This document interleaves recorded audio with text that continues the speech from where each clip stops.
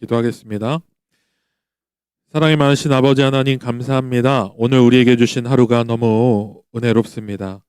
주님 앞에 나와 예배드립니다. 우리를 예배자로 세워주셨사오니 성령님 이 시간 우리의 마음, 우리의 영혼을 주관하사 아버지 앞에 온전히 신령과 진정으로 예배로 나아갈 수 있는 우리가 될 수 있도록 인도하여 주시옵소서. 주님께서 우리와 함께 하시고 우리의 예배를 받아주신 줄 믿고 감사하며 예수님 이름으로 기도합니다. 아멘. 안녕하세요. 안녕하세요. 예, 잘 지내셨죠? 예, 한 주 동안 어제 날씨가 너무 좋았습니다. 예, 너무 좋았는데 뭐 하셨어요? 좀 놀러도 다니고 하셨는지 모르겠습니다. 어제 저희 봉사팀, 선교봉사팀에서 대천 해수욕장으로 비치코밍으로 이제 가서 이제 플라스틱 쓰레기 이렇게 줍는 행사를 했는데요. 날씨가 너무 좋아서 일단 좋았고, 그리고 바다라서 너무 좋았고, 제가 생각한 서해가 아니어서 너무 좋았습니다. 물이 너무 맑았어요. 그리고 좋은 경험들을 많이 했는데 어제 저희 이제 팀이 같이 이제 바닷가에서 쓰레기를 줍고 있는데 그 동네 분이었어요. 동네 그 교회에 다니시는 어떤 권사님이셨던 것 같아요. 우리 청년들이 이렇게 쓰레기 줍는 것들이 너무 좋은 거예요. 타지 외지에 있는 친구들이 바닷가에 와서 막 쓰레기를 줍는 걸 보니까 이분이 너무 감동이 되셔갖고 아이스크림 사 먹으라고 10,000원을 주셨어요. 10,000원을 주신 거예요. 그래갖고 그 10,000원을 딱 우리 팀 20살 우리 신입 디아스포라 그 자매가 목사님 10,000원을 막 이렇게 흔들면서 아이스크림 사 먹으라고 주셨다고 동네 분이.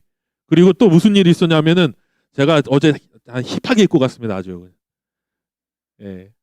사진 보시면 아마 놀랄 거예요. 우리 부장님이 저 청년은 어디예요? 이러면서 이렇게 저를 이렇게 제 뒷모습을 보고서 등치 큰 애가 이번에 좋은 일에 신청해서 또 참여를 했나 보다 했는데 김선태 목사라고 그래갖고 굉장히 시겁했다는. 그런데 제가 막 쓰레기 줍고 있었어요. 근데 그 10,000원 얘기를 이제 듣고서 굉장히 흐뭇하게 그래 열심히 주어서 우리 대천 해수욕장 정말 아주 좋은 그 바닷가로 우리가 좀 만들자 열심히 줍고 있었죠. 노란 조끼 입고. 그런데 저기서 아주머니 셋이서 막 너무 눈이 너무 뭐라 그래야 될까 인자하고 반가운 눈빛과 막 그렇게 다가오시는 거예요. 마스크를 쓰고. 그래갖고 칭찬해 주시러 오시나 보다. 세 분이서. 그러더니 제 앞에서 목사님 나 이러는 거예요. 우리 교회 권사님들 셋이 놀러 오셨다가 바닷가에서 만난 거예요. 그래갖고 너무 아니 그분들도 참 간증이 되게 재밌어요. 아니 바닷가에 놀러 왔는데 요즘 젊은이들이 너무 노란 조끼 입고서 바닷가 청소하고 있는데 뒤에 디아스포라 써있더라는 거예요. 그래갖고 야 이 동네도 디아스포라 청년부가 있나 보다 이러고서 막 청소를 하고 있는데 갑자기 아는 애가 너무 낯익은 애가 옆에서 막 청소를 하고 있으니까 우리 교회 청년인 거 줄 알고서 딱 봤더니 우리 교회인 거야. 목사님은 어디 계셔? 이랬더니 저쪽에 계시다. 왜 젊은 애가 막 이렇게 막 모자 쓰고서 후드티 입고서 이렇게 하고 있으니까 봤는데 그분이 교회에서 저를 본 모습과 거기서 뭐 너무 이질적이어갖고 매칭이 안 돼갖고 긴가민가 했었다고 하더라고요. 너무 즐거운 추억이었습니다. 즐거웠고 그리고 날씨도 너무 좋았고 그리고 힐링도 되고 또 의미가 있었어요. 왜 많이 참석 안 하셨어요? 한 30명 왔어요. 적지 않았죠.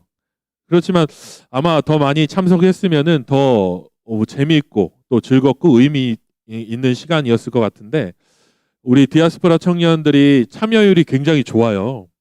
그런데 이런 행사에 있어서는 여러분들이 더 적극적으로 참여하시면은 그게 우리 청년부의 사역입니다. 내가 어느 팀에 들어가 있지 않아도 그렇게 우리가 함께 할 때에 같이 동참해주고 함께 해주면은 거기에서 역동적인 에너지가 나오는 겁니다. 시너지가 나오는 것이죠. 그리고 저희가 했던 그 행사가 저는 오늘 우리가 함께 나누는 이 말씀의 주제와 굉장히 상통한다라고 봐요. 그래서 오늘 말씀을 이제 본격적으로 들어갈 때에 자비의 공동체? 그것이 뭘 얘기하는지, 그리고 자비의 공동체가 어떠한 영향력을 행사하고 나타내는지를 우리가 함께 봤으면 좋겠어요. 우리가 이번 한 달 동안 공동체에 대해서 함께 나눕니다. 저번 주에는 다리의 역할을 하는 공동체에 대해서 좀 나누었어요. 오늘 우리가 함께 나눌 오늘 말씀을 우리가 통해서 그리고 우리 디아스포라가 우리 교회 안에서 또 이 지역 안에서 어떤 영향력을 나타내는 공동체가 되어야 할지에 대해서 함께 나눌 수 있었으면 좋겠어요. 오늘 모세가 하나님 앞에 중보하고 있어요. 어떤 중보를 하고 있냐면, 하나님은 이런 하나님이시잖아요. 하나님은 우리에게 이런 분이셨잖아요. 아니, 지금도 이런 분이세요, 하나님. 그런데 하나님께서 지금 하나님의 백성을 진멸하시고 심판하시면은 분명 하나님을 모르는 이방의 민족들이, 백성들이 하나님이 정말로 말도 할 수 없는 일들을 감행하셨다라고 하나님을 비난할 겁니다. 지금 하나님을 이렇게 설득하는 것처럼 보입니다. 오늘 읽은 이 본문만을 놓고 보면은 왜 모세가 이렇게 설득하는지에 대해서 우리가 이해할 수가 없겠죠. 신명기 1장에는요, 이 사건에 대해서 우리가 이해할 수 있는 하나의 장면이 나와요. 이스라엘 민족을 하나님께서 애굽에서 구출하신 다음에 어디에 다다르게 하시냐면은 약속하신 땅 가나안 땅에 다다르게 했습니다. 이스라엘 민족은 약속의 땅에 들어가서 정착할 수 있는 기회가 2번이 있었어요. 그 첫 번째 그 사건을 오늘 다루고 있는 거예요. 이 첫 번째 사건에서 어떤 일이 벌어지냐면은 하나님께서 모세를 통해서 시내산에서 언약을 주시고 예배를 할 수 있는 모든 규례와 예식들을 허락하시고 이스라엘 백성들에게 진영을 만드셨어요. 진영 만드셨다는 것은 어떻게 이동해야 될지에 대해서도 진영을 만드셨다는 거죠.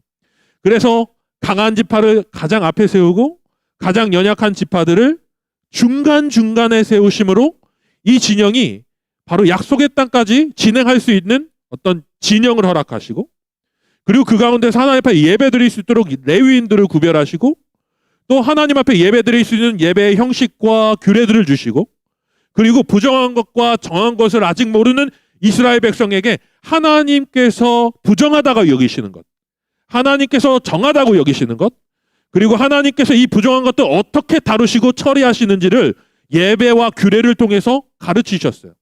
그러니까 노예에서 하나님 백성으로 완전히 탈바꿈시키신 거죠. 그 약속의 땅 앞에까지 갑니다.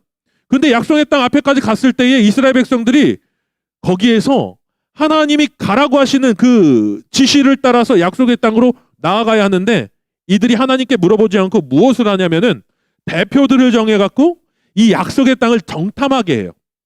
각 지파에서 대표 한 명씩을 뽑았으니까 몇 명이 나왔겠어요? 예? 예?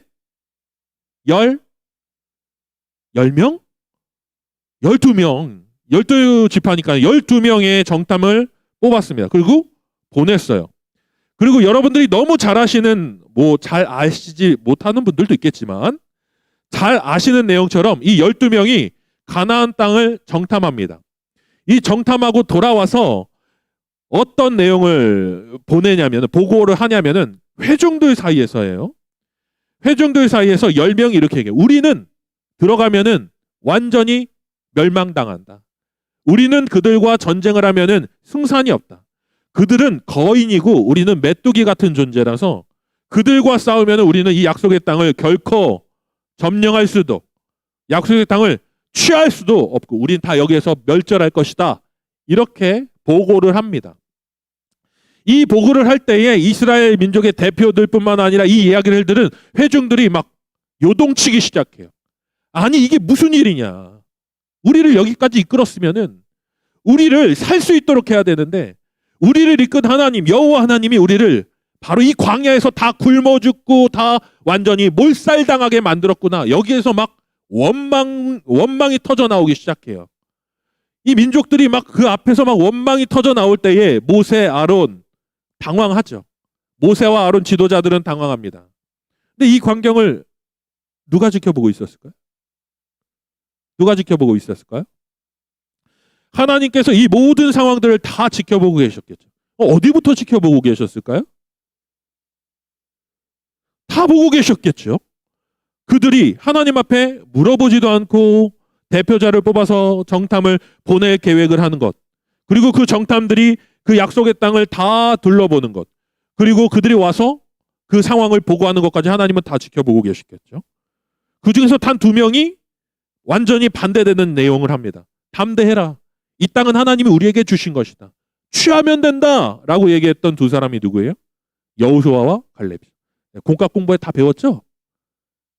공과 공부할 때 다 배우신 내용이죠? 예. 자, 제가 그래도 한 번 더 했습니다. 그 다음에 하나님께서 오늘 이 본문을 통해서 우리에게, 이스라엘 백성들에게 얘기하시는 거예요. 내가 이 완악한 백성, 나를 멸시하는 백성, 나를 멸시하는 백성이라고 얘기한다는 거, 하나님을 멸시한다라는 것은 뭘까요? 여러분, 이 멸시라는 단어에 대해서 어떤 의미를 가지고 있는지 아시나요? 멸시. 제가 아재라서 지금 아재 개그 하고 싶은 마음이 막 충동이 들었었어요. 멸치. 멸시. 그 눈동, 미안합니다. 멸시라는 말의 뜻이 뭘까요? 이스라엘 백성들이 하나님을 멸시했다라는 뜻은 하나님을 하나님으로 인정하지 않았다라는 거예요. 이게 가장 커요. 하나님을 멸시한다라는 것은 하나님의 존재를 하나님의 존재로 인정하지 않았다는 거예요. 그분의 권능으로 그들이 여기까지 왔지만 그분의 권능으로 여기까지 온 거에 대해서 그들은 인정하지 않았습니다. 그들을 구출했지만은 그들을 구출하신 하나님이 약속을 성취하는 하나님이라는 생각을 완전히 망각해버려요. 그 일을 하실 수 있는 분 앞에서 당신이 무슨 그런 일을 할 수 있어? 이 얘기를 한다는 거죠. 이 일을 성취하실 수 있는 능력과 모든 것들을 가지고 있는 분 앞에서 참, 우리를 지금 여기에서 다 굶어 죽게 만들어? 하나님의 존재 자체를 완전히 지워버리는 거예요. 이때 하나님께서, 오늘 성경에서는 하나님께서 굉장히 분노하심으로 이스라엘 백성들을 완전히 멸절시키겠다라고 분노하시면서 이스라엘 백성들을 향한 진노를 쏟으시는 하나님에 대해서 이야기해요. 여기까지 우리가 선 이해가 있어야 됩니다. 멸절시키려고 하는 하나님의 분노가 있었다는 거예요. 그리고 그 다음 오늘 본문, 우리가 읽은 이 본문에서 모세가 하나님과 이스라엘 백성 사이에 뛰어드는 거예요. 뛰어들어서 오늘 읽었던 이 본문을 하나님 앞에서 하나님을 설득하는 거죠. 하나님을 설득합니다. 하나님은 인자가 많으시잖아요. 하나님은 우리를 여기까지 인도하셨잖아요. 구출하셨잖아요. 하나님의 권능으로 우리를 먹이시고 여기까지 인도하셨잖아요. 그런 하나님이시잖아요. 인자와 자비가 많으신 하나님 백성에게는 그런 분이시잖아요. 이렇게 하나님을 향해서 호소합니다. 그리고 하나님에게 이렇게 얘기합니다. 하나님이 만약에 이스라엘 백성들을 여기서 멸절하시면 하나님을 향하여, 하나님을 모르는 저 이방인들이 하나님을 조롱할 겁니다. 이렇게 얘기합니다. 이 말에는 하나님을 어떻게 무시한다거나, 하나님이 그렇게 하시면 하나님이 그런 하나님밖에 안 되시지 않습니까? 이런 얘기가 아니라, 하나님, 그러한 상황 가운데 하나님, 이 백성은 멸절당에 마땅합니다. 이 백성은 죄인입니다. 죄악이 많습니다. 교만합니다. 하나님의 심판을 받아도 되는 존재들입니다. 그러나 하나님, 나는 하나님이 이방 민족들에게 그렇게 취급받는 것들을 원치 않습니다. 하나님이 그런 취급받는 것을 저는 차마 두고 볼 수 없습니다. 이건 전적으로 하나님의 관점에서 하나님을 설득한 거라고. 어리석은 자들이 하나님께 손가락질하고 하나님을 멸시하는 것들을 차마 지켜볼 수 없는 하나님의 종이 하나님을 향하여 기도하면서 설득하는 그 내용이라는 거죠. 어떤 사람들은 오해해요. 어떻게 하나님 앞에. 또 어떤 사람들은 이렇게 얘기해요. 어떻게 하나님이 저렇게 분노하시지? 너무 성급하신 하나님이시다. 누군가는 이렇게 해석해요. 그런데요, 여기에서 하나님이 분노하시고 이스라엘 백성들을 멸절시키겠다고 말씀하시는 그 장면을 우리는 좀 정확하게 이해할 필요가 있어요. 정확하게 이해할 필요가 있단 말이에요. 제가요, 너무 괴로워갖고 막 분노가 차오를 때가 있었습니다. 목사도 분노해요. 그죠? 분노하잖아요. 여러분 분노 안 해요? 분노 안 하나요? 하죠? 하잖아요. 어떻게 하세요? 요가 하나요? 명상해요? 책 읽어요? 잠자나요? 예? 오락해요? 뭐야, 어떤 거요? 아, 욕해요. 욕도 할 수 있죠. 욕을 쏟아낼 수도 있죠. 저는 가끔 가다가 이제 저희 안에서 막 분노할 수 있을 만한 상황이 있을 때에 참다가 이제 조언을 구합니다. 조언을 구하면 어떤 일이 벌어지냐면은 제 억울한 것들이 막 쏟아져 나올 때가 있죠. 쏟아져 나올 때가 있어요. 그러면 그 조언을 제가 구한 그 대상이, 그 스승님이, 선배님이, 혹은 형이, 혹은 누나가 뭐 그런 분들이 있을 거 아니에요? 그런 분들 중에서 이렇게 얘기하는 사람이 있어. 그래. 화났겠다. 끝. 전혀 공감이 안 되죠. 위로가 돼요? 삭혀져요? 전혀 안 되는 것을 경험한 적이 몇 번 있었어요. 여러분, 만약에 정말 우리가 위로를 얘기하려고 한다면은 누군가를 좀 위로하고 싶은 마음이 있다면은 두 가지 단어를 기억해야 돼요. 뭐죠? 공감. 첫 번째가 공감입니다. 또 하나가 뭘까요? 동정. 이 두 가지를 기억해야 됩니다. 공감과 동정이라는 단어를 기억해야 합니다.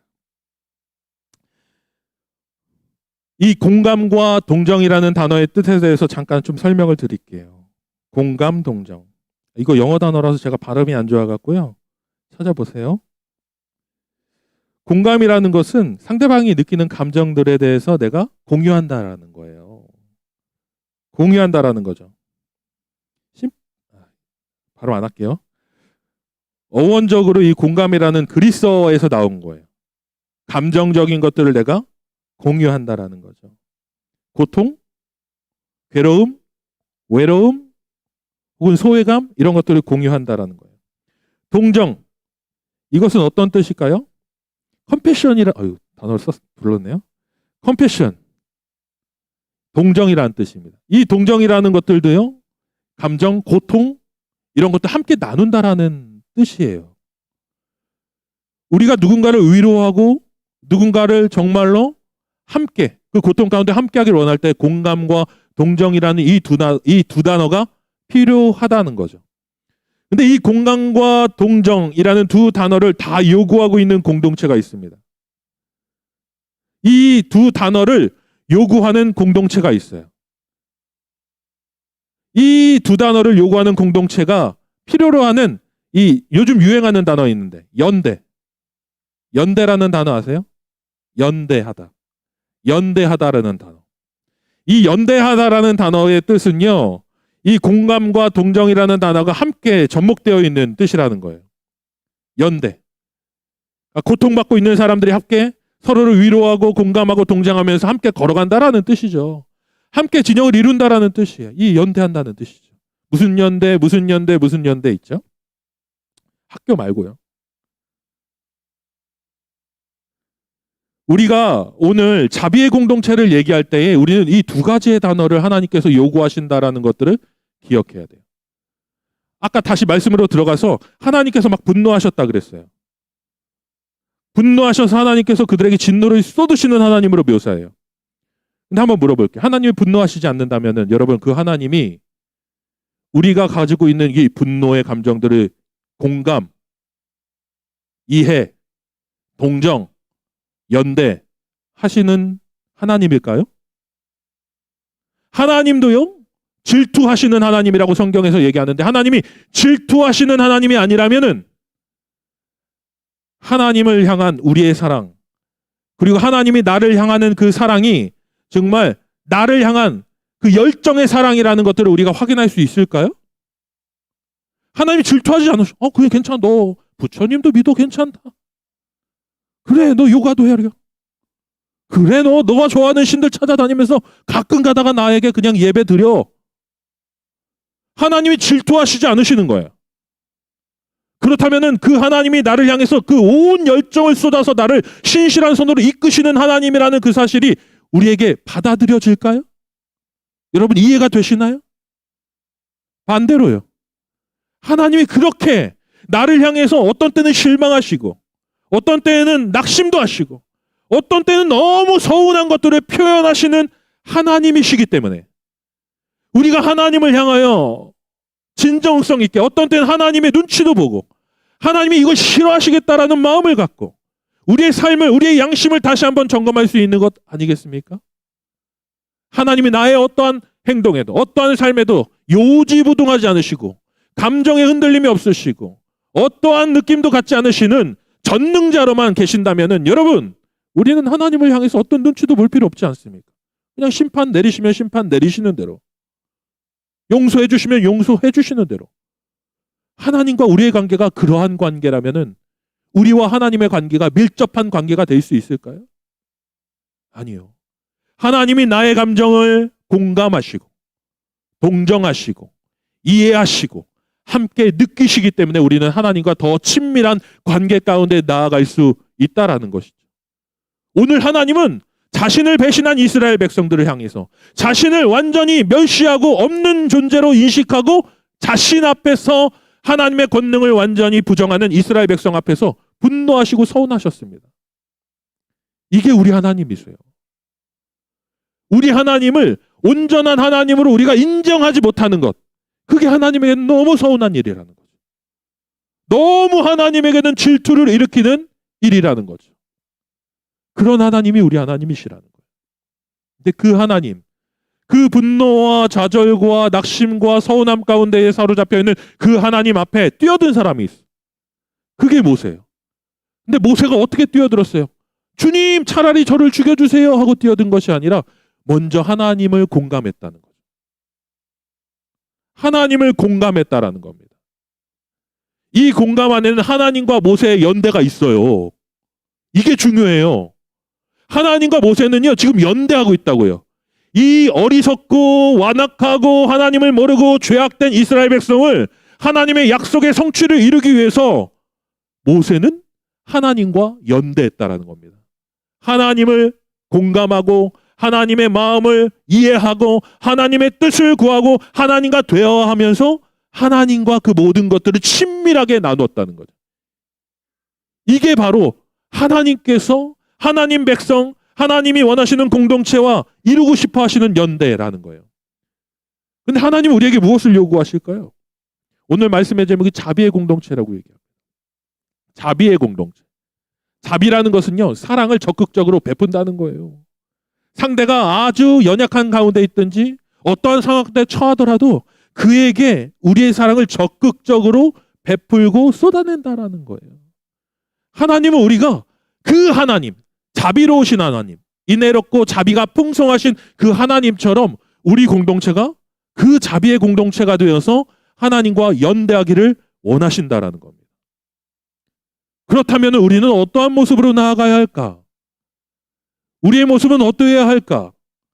바로 모세가 이스라엘 백성 앞에 섰던 것처럼 하나님이 이스라엘 백성들을 참고 인내하며 끌어줬던 것처럼 이제는 이스라엘 백성과 모세, 이스라엘 백성과 하나님 사이의 관계를 우리가 봐야 돼요. 우리는 어떠한 공동체가 돼야 될까? 모세와 같은 공동체가 돼야 된다는 거죠. 먼저는 하나님과 연대해서 하나님의 뜻과 하나님의 마음과 하나님의 사랑을 공유하고 공감하고 그리고 그 사랑을 가지고서 연약한 존재들을 향해서 우리가 어떠한 존재로 서 있어야 하는가라는 이야기를 오늘 말씀을 통해 나누고자 합니다. 제가 한 교회를 소개시켜 줄게요. 아마 여러분들 중에서는 아는 분들이 많이 있을 텐데 분당에 가면은 만나교회라는 데가 있어요. 알아요? 몰라도 돼요. 근데 거기 교회에 아주 독특한 시설이 하나 있어요. 혹시 아는 사람 있나요? 그러니까 제가 소개시켜 드리는 거예요. 거기 흡연실이 있어, 교회 예배당 안에. 흡연실. 굉장히 급진적이죠. 굉장히 진보적이죠. 교회 예배당 안에 흡연실이 있는데 누구를 위한 흡연실일까요? 예? 뭐 당연히 흡연실이니까 흡연하는 사람들을 위한 공간이겠죠. 왜 만들었을까? 예수님을 믿지만 아직 끊지 못한 사람들을 위해서? 굉장히 그 공간에 의미가 있습니다. 이제 분당이라는 지역 안에는 이제 젊은 부부들이 굉장히 많이 살고 있는 그런 지역인 거예요. 그러니까 아내들이 아이들을 데리고서 이제 같이 예배를 드리러 옵니다. 같이 예배를 드리러 와요. 그러면은 엄마는 아이들을 주일학교에다 맡기고 예배 드리러 가는 거죠. 그러면은 누가 같이 따라오냐면은 아직 믿음이 없는 남편들이 같이 따라옵니다. 이 남편들이 그 설 자리가 없어요. 아내는 예배 드리러 가고 아이는 주일학교 들어가니까 남편들은 어디서 뭐 해요? 어디서 뭐 해요? 그러니까 교회 주변에서 이렇게 담배 피고 막 이렇게 좀 시간 때우시는 분들이 꽤 많았던 것 같아요. 그러니까 이 교회에서 어떤 것을 만들었냐면은 아빠들이 아직 믿음이 없고 전혀 믿음이 없고 어떤 세속의 어떤 그런 것들의 기준이 없는 그분들이 와서 아이들을 픽업할 동안 쉴 수 있는 공간, 그리고 기다리면서 아이들을 데리고 갈 수 있는 공간을 교회 예배당 안에 만들어 놓은 거예요. 그 공간이 그 공간인 거죠. 교회 안에 교인들을 위한 공간이 아니라 세상 가운데에 아직 믿음이 없는 사람들을 위한 공간을 만들어 놓은 거예요. 그래서 거기에서 자유롭게 눈치 보지 않고 편안하게 그 공간을 이용하고 끝나면 예배 끝나면은 엄마들은 아이들 데리고 가야 되는 거 그거에 분주할 필요 없이 그냥 아빠들이 기다렸다가 픽업해서 엄마랑 같이 돌아가는 거죠. 제가 그 얘기를 들으면서 욕 많이 먹었겠다 이 교회. 진짜 욕 많이 먹었겠다 여기저기서 이런 생각을 했어요. 그런데 이 안에 또 중요한 복음적 메시지가 있다는 것을 발견하게 됐어요. 그리스도의 공동체가 어떤 공동체가 돼야 될까요? 우리들만 올 수 있는 공동체가 되면은 그것은 문제가 아주 심각해지는 것입니다. 수평 이동만 가능한 그리스도의 공동체들만 있으면은 교회는 자연적으로 사장해 가는 겁니다. 사라지는 거예요. 그렇게 가다가 그냥 없어지는 거예요. 새로운 주님께로 돌아오는 새로운 믿는 자들이 나타나고 그 안에서 다시 믿음이 커가고 하는 공동체가 돼야 되는데 우리들 안에서 여기 서로 막 이렇게. 이 노력은요. 믿지 않는 사람들을 교회 안으로 공동체 안으로 들어와서 그 안에서 한 번이라도 그리스도의 복음과 그 가치들을 공유할 수 있는 그런 노력들의 한 일환이라는 거예요. 여러분 자비의 공동체 크지 않습니다. 결국 우리 안에는 높이 쌓여져 있는 이 담장을 낮추는 거예요. 우리가 가지고 있는 도덕적인 기준을 우리가 충분히 공유할 수 있고 윤리적인 기준, 믿음의 기준, 율법적인 기준 너무 높아져 있는 그 기준 안에서 그 기준 안에 못 미치는 사람들이 우리 공동체로 들어오지 못해서 차마 들어올 수 없어서 정말 밖에서 그냥 아예 들어오기를 그냥 포기해버리는 그런 공동체가 아니라 우리가 이 기준을 나 자신에게만 적용할 뿐 믿지 않는 사람들이 충분히 우리 안에 들어와서 그 복음을 한 번이라도 접할 수 있는 공동체를 만드는 것.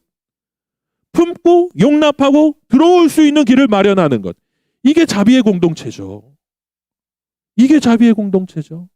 하나만 더 말씀드리고 말씀을 우리가 정리하려고 합니다. 바울이요 고린도전서 8장하고 10장에 먹는 문제에 대해서 편지를 통해서 전한 적이 있었어요. 이 이야기에 대해서 여러분이 아실지 모르겠네요. 고린도 교회가 우리 교회 문제 있습니다. 우리 교회 이런 문제 있어요. 하고 바울에게 편지를 보낸 거예요. 그러니까 그 중에서 하나가 뭐냐면은 바울에게 보낸 편지의 내용 중에 하나가 뭐냐면은 이 고린도 교회에서 이 문제를 가지고서 지금 바울에게 의견을 묻는 거예요.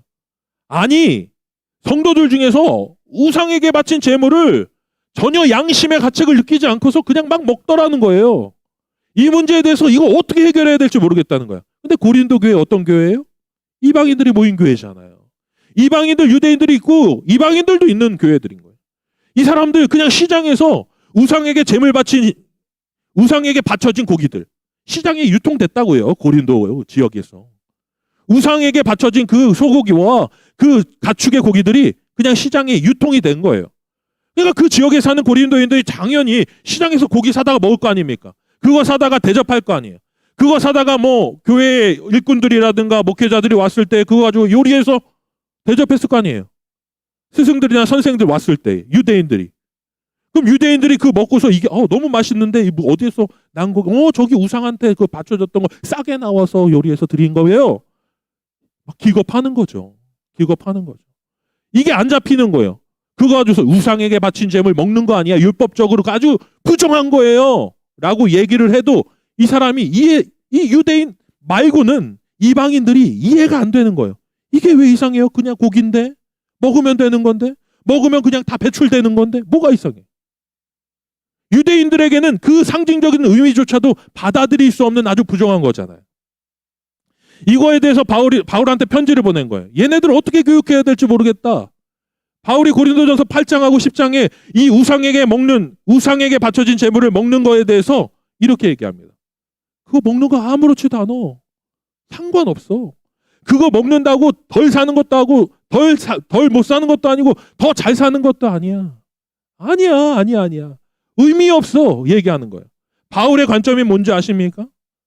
만약 당신들이 정말 예수 그리스도 안에서 자유로운 자들이라면, 모든 것들이 그리스도 안에서 감사함으로 먹으면 버릴 것이 없다라는 복음의 원리를 안다면은, 복음의 관점에서 아직 그 믿음 안에 있지 않은 사람들이 그 먹는 것에 대해서 당신들은 당신들의 눈을 낮춰서 그들을 받아들일 수 있는 눈높이로 그들을 용납해야 돼. 만약 당신들에게 그 기준이 너무도 크다면은 그 기준은 나 자신에게 적용되어질 일이지 믿음이 연약한 자들에게 적용되어질 문제가 아니야. 만약 그들이 당신들에게 음식을 제공한다면, 그 재물을 가지고 만든 음식을 제공한다면 맛있게 먹어줘라. 복음을 위해서, 예수 그리스도의 영광을 위해서 맛있게 먹어줘라. 그게 하나님이 바라시는 거는, 이게 바울의 원리라는 거예요. 여러분, 이게 바로 자비의 공동체의 모습입니다. 누군가가 이 안에 들어왔을 때에 나의 의의 기준과 잣대로 그 믿음의 연약한 것들을 판단하고 규정하고 재단하는 것이 아니라, 믿음이 연약한 자에게는 믿음이 연약한 자대로 그 의의 눈을 낮춰서 그를 바라볼 수 있고 그를 용납하고 품어주는 공동체. 그래서 누구나가 와서 그 공동체 안에서 하나님 말씀을 접할 수 있는 것, 그리고 그 안에서 하나님이 키워가시고 자라가게 하시는 것들을, 그 기회를 맞이할 수 있는 것, 그게 바로 자비의 공동체라는 거예요. 크지 않아요. 우리의 기준을 저 밖에 있는 이들에게 맞추는 것이 아니라 그 기준은 오로지 하나님 안에 있는 영적인 양심을 가진 나에게 맞출 뿐, 믿음이 연약한 자들을 향해서는 우리가 한없이 낮아져서 유대인에게는 유대인, 헬라인에게는 헬라인의 기준같이 유동성 있게 유연하게 우리의 믿음의 잣대를 그 모든 상황 가운데에서 어떤 때는 강하게, 어떤 때는 유연하게 적용하면서 누구나가 우리의 공동체 안에서 그리스도의 사랑을 접할 수 있는 공동체를 만드는 게 바로 자비의 공동체라는 것입니다. 어떻게 할 수 있을까요? 우리가 다 원래 유기된 자라는 사실을 먼저 인정하면 돼요. 유기된 자였던 자들, 버려졌던 자들, 방치되었던 자들, 죄 가운데에서 그 죄를 양심의 가책 없이 다 즐겼던 자들이었다는 사실을, 그러니까 저 밖에 있는 자들이 아니라 나도 저 밖에 있는 자들이었다는 사실을 기억하면 된다는 거예요. 잊지 않으면 된다는 거예요. 그러나 나도 이 안으로 들어와서 그리스도의 복음 안에서 그 사랑을 접했다라는 그 은혜의 가치를, 그 은혜의 그 섭리를 잊지 않으면 된다. 그건 저 안에 있는, 우리가 이 안에 있지만 저 밖에 있는 누군가도 충분히 들어올 수 있는 가능성을 가진 공동체, 그 공동체를 만들어 간다면 어떻겠습니까? 어떨까요? 바로 모세의 모습 가운데서 우리는 그러한 모습을 발견하게 됩니다. 하나님을 공감하고 믿음이 연약한 하나님의 백성들을 또 눈높이를 맞춰서 그들을 변호하는 모세의 모습 가운데 우리는 자비의 공동체의 모형을 발견하게 됩니다. 그러한 공동체를 만들어갈 수 있는, 그러한 공동체의 한 일원이 될 수 있는, 그리고 그 공동체로 초청할 수 있는 우리 디아스포라가 될 수 있기를 간절히 바랍니다. 우리 같이 찬양할게요.